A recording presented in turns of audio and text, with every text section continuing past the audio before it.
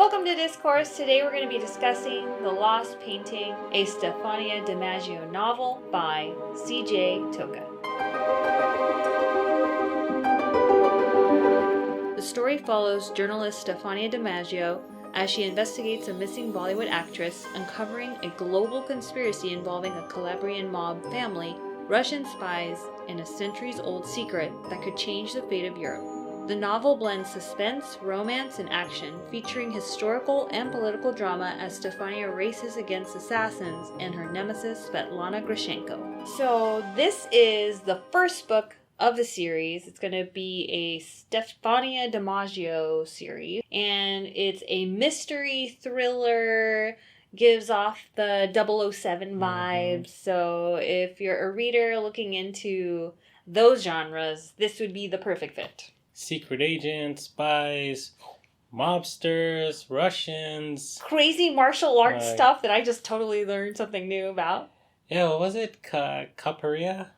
I don't even know how to say it. It's like the Brazilian martial arts where they're like dancing but at the same time kicking your butt. That's right. I love it. Party. What? What'd you say? That's a party. That's a party. No, I love it when... Typically, mystery type of books are not my typical go-to reads, but this was actually super interesting. I think it really kind of made me want to read more into the genre just because I learned something new right off the bat. Like this whole martial arts stuff. I was like, wow, that's cool. Yeah, and it's a journalist. I know, a journalist who knows how to kick your butt. I don't know. That might be helpful, though. That actually makes sense now that I think about it out loud. It's helpful, but aside from Clark Kent, journalists are usually... bumping elbows with people trying to get through. And mentally tough, yes. Oh, okay. But physically, they always need the bodyguards. They're always like getting rushed out of the danger zone. I guess you're right, yeah. In this case, Stefania, she gets drawn into it by an ex-boyfriend of all people. Seriously, right off the bat, like page 1, we're already... thrusted into what is going on. She is at work. Stefania is at work. She literally just walked in. Yeah, she's at her desk, ready to clock in, put in the hours. All of a sudden, this envelope comes to her desk, and it has in it a burner phone, map, some car keys. Like a valet, Yeah. And then just instructions. Right, instructions. From this Thomas dude. Right. Who apparently they had a thing. That was a love interest, but he broke up with her. Yeah, a past love interest. Didn't work out. Yeah.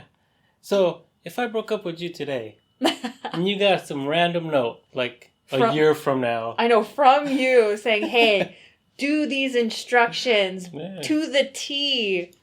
It's important. Everything. Yeah, drop everything. It's super important. What? And she's going from Italy to England. Oh my God. What? Yeah, if that were me, I'd be like, bro, it's not happening. But obviously that means there was a history there. There's still love there, at least on her part. Yeah. So what does she do? She complies. She says, okay, Thomas needs me. I'm going to follow his instructions. I'm going to do everything that needs to be done. And I'll meet him and hear him out and see what's going to go on. But apparently he did save her life once or twice, she mentions. Yeah. So there's more history behind that. Maybe they were agents themselves or they went on some missions. We don't know. But aside from the love and past relationship, there's something else there that they kind of owe it to each other. Yeah, and that definitely comes across at the beginning. That, yeah, even though this is a crazy circumstance. Why is it a crazy circumstance? Because your ex-boyfriend who cheated on you with someone else is asking you for your help. And what does he want her to do? It's even more reasons not to do it. I know. So this crazy circumstance comes upon her. And even though realistically you'd be like, you're my ex, I want nothing to do with you. You know, it's apparent that they have history.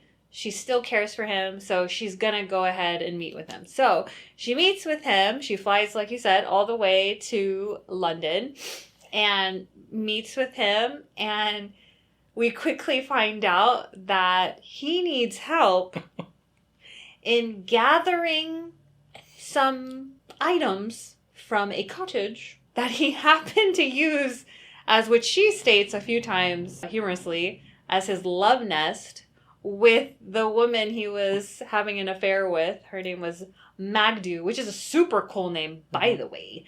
And she was a Bollywood actress who was married herself. Yeah, very well known, out in the public eye. Right. They did charities together. Exactly. But they had an affair. And like I said, she was married. And then just recently, we come to find out that her husband, Magdu's husband, has died. But also, Magdu is missing. She's gone. And the whole reason Thomas wants her help, he wants her to get all her stuff out of the cottage. Clothing, supplies, whatever. Anything to, if they start investigating him for whatever reason. Yeah, that he has no connection to her. So he's smart. So at first, I kind of was like, wait, is he involved? No, yeah, exactly. I was like, first of all, do it yourself. But also, I think he was like, I thought maybe he had something to do with the disappearance. So he was asking her to, basically... Was that like be an accomplice? Yeah, be an accomplice. Like, oh my God. But then you start to realize, like, no, he actually really doesn't know what's going on. And he just wants to make sure he has his ducks in order to create a really good, even though it is true, an alibi. He just needs to make sure it's really good so that the police would have no clue to even think of him as a suspect in her disappearance or possibly murder, if that comes to be. And that's why all the secrecy. Burner phone, right. An old car with no GPS, right. no anything. Burns oil like crazy. Yeah, and it's like a clunker. Total clunker. Can you believe...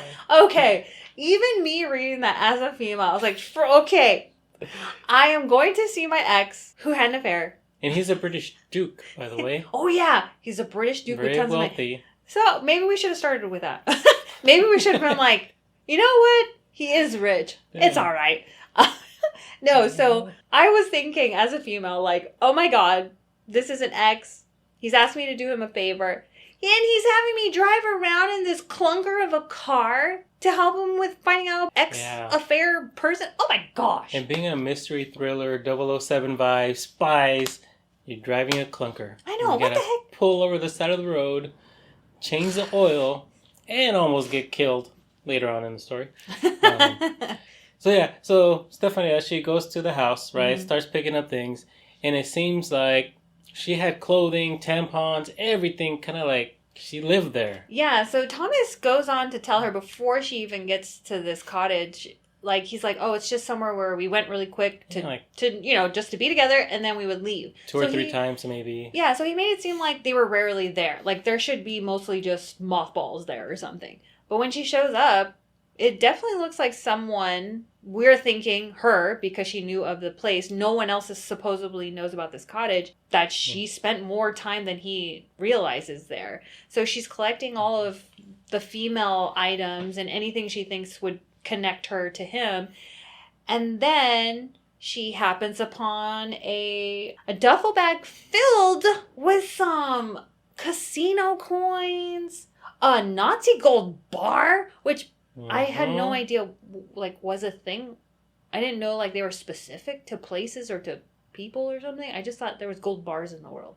But anyways, so that was a side note. Well, laptop was wedged, I think, between the that was wedged. Same area. But still, she got the laptop, which there could be some good stuff on the laptop. At least valuable stuff. Yeah.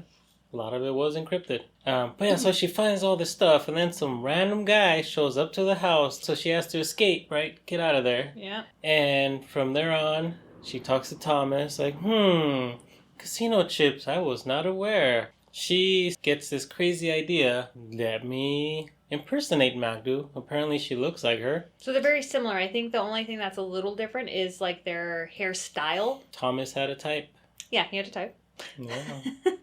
And you know what? Actually, now that I think about it, it makes a lot of sense because she's a journalist, right? And journalists have to kind of chameleonize themselves in order to get into places or to get to talking to people, right? That makes so much sense actually now. Because at first I was like, how's she going to just pull this off? She's not like an actress or something. But like journalists, they get to where they need to be in order to get the facts, to get the dirt. That is true. Yeah, so that actually... See, now that I'm talking it out, like, verbally, like, out loud, I'm just like, yeah, it's all falling into place now. Yeah. I'm not used to reading mysteries, so now it's like, it's all falling into place. Now you know, she's not just doing a favor to an ex-boyfriend. Right. She's built for this. Yeah, right? for sure. So it makes sense now, too, that he enlisted her and all that stuff. So, yeah.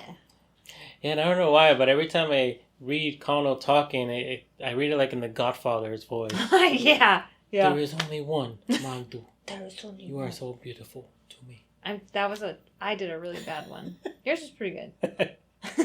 Yeah, so that guy's a trip. For being like a so-called killer, and then he's like a little puppy with Magdu. You know, I love how that always happens. I love it. It's like he's a hard a-hole to everyone, but he's a soft little baby cub with the woman he loves. And Electra, who is the sister that has like the voice of an angel, soft-spoken, she's the killer and psycho. Those are the ones you gotta worry about, the real super nice ones. Yeah. They're hiding something. To unravel the mystery, be sure to check out The Lost Painting, a Stefania DiMaggio novel by C.J. Toca.